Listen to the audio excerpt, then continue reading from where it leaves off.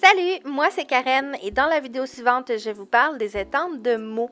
Je vais surtout vous montrer qu'est-ce qu'on peut faire avec ceux-ci.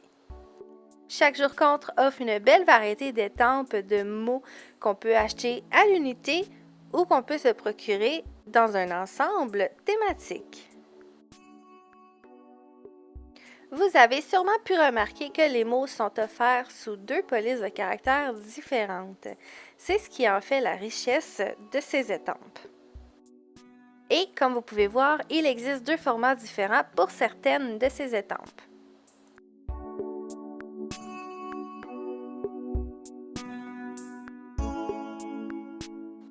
Alors, je me suis amusée avec ces estampes versatiles et sans plus attendre, je vous montre le résultat de cette recherche. Tout d'abord, j'ai créé un motif dans le haut et dans le bas de la page libre de mon planificateur créatif version du même nom, donc version libre, pour ajouter du dynamisme à ma page. C'est très simple, il suffit que d'étamper plusieurs fois un mot pour créer une mosaïque.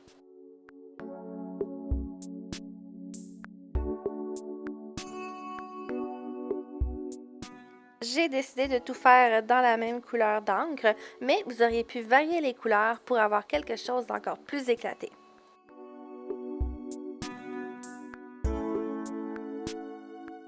J'aime beaucoup les petits mots script, ils sont délicats et très versatiles. C'est d'ailleurs la vedette dans la prochaine idée que je vous montre. À l'aide d'une encre pas trop foncée, je m'en sers pour faire un fond dans une des cases de jour de semaine. Pour faire cette idée, vous allez avoir besoin d'un papier brouillon pour faire un masque. Le truc, c'est de faire entièrement un côté, de remplir ensuite le centre et finalement de finir avec l'autre côté de la case. Et voilà, rapidement, vous aurez un beau fond de case qui rappelle le motif d'une lettre écrite à la main. Si je demandais à la communauté de Chaque jour compte quelle utilisation faites-vous des mots dans votre planificateur créatif, c'est sûr et certain que la réponse la plus populaire que j'aurais, c'est des titres pour certaines sections. C'est d'ailleurs la prochaine idée que je vous montre. C'est fort probablement la plus simple, mais je pense que c'est aussi la plus utile. Dans le fond, une fois que votre titre est fait, vous n'avez qu'à faire un encadrement ou une section particulière autour de ce mot. En plus d'être mis parfaitement en valeur par cette idée, votre organisation de la semaine sera vraiment facilitée.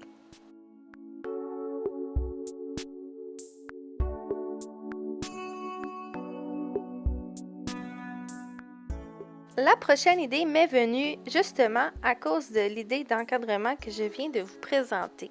Tant qu'à faire un encadrement avec des lignes de crayon ou avec des estampes de forme, pourquoi pas utiliser les mots pour faire cet encadré?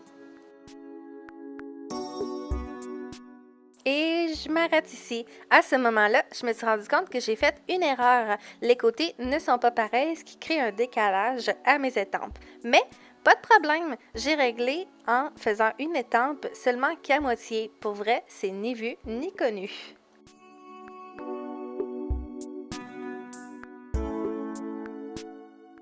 C'est vraiment facile de faire des lignes sans règles dans les planificateurs ou dans les cahiers picotés, principalement à cause des pages picotées. Et oui, on a juste besoin de suivre les poids et voilà, on a une belle ligne droite.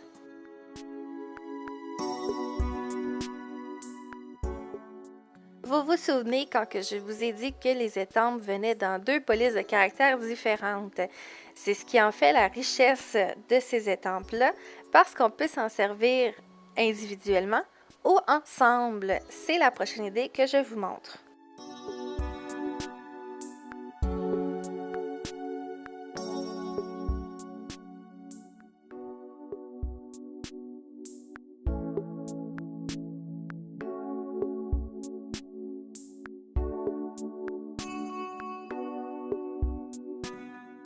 Je poursuis maintenant avec une idée qui m'a permis vraiment de faire exploser ma créativité.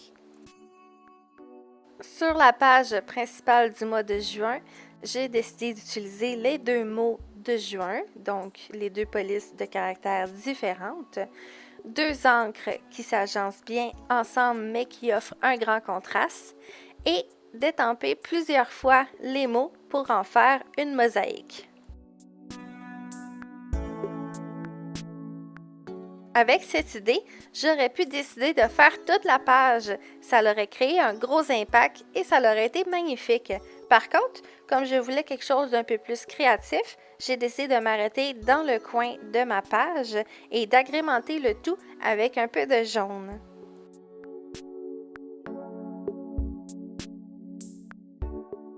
La prochaine idée, bien qu'elle soit relativement simple, c'est ma préférée. J'ai mentionné plus tôt que les mots, on pouvait les utiliser comme titre. Je n'invente pas la roue, ça va de soi. Par contre, je voulais vous présenter une idée qui propose plutôt une mise en page qu'une utilisation particulière. Je vous avoue, ma faiblesse dans le planificateur créatif depuis le début, c'est la double page qui présente le mois en entier. Je cherche souvent quoi faire dans ces pages et c'est avec l'étampe du mot humeur que j'ai décidé de me faire un calendrier présentant mes humeurs du jour. C'est facile à réaliser et ce que ça va me permettre, c'est que pendant tout le mois de mai, je vais pouvoir écrire mes humeurs du jour et colorier la case en fonction de comment je me sens. Et voilà, j'espère que les idées vous ont plu et pour terminer, je vais vous montrer quelques façons d'étamper les mots pour maximiser leur utilisation. Tout d'abord, avec deux couleurs, vous pouvez faire un effet d'ombrage. Il faut simplement étamper les deux mots un par-dessus l'autre en créant un petit décalage.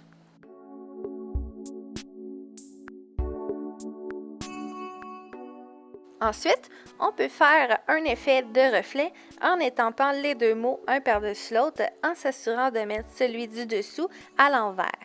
Pour cette technique, ce qui fonctionne mieux, c'est d'avoir une couleur plus pâle en bas et plus foncée en haut. Ensuite, mettre deux couleurs sur la même étampe pour avoir un effet d'ombré, c'est toujours une bonne idée.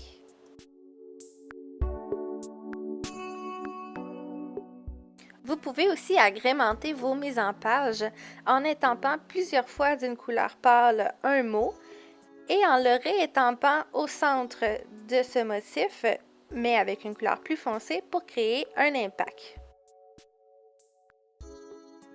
C'est tout pour aujourd'hui. Merci d'avoir écouté et on se dit à la prochaine!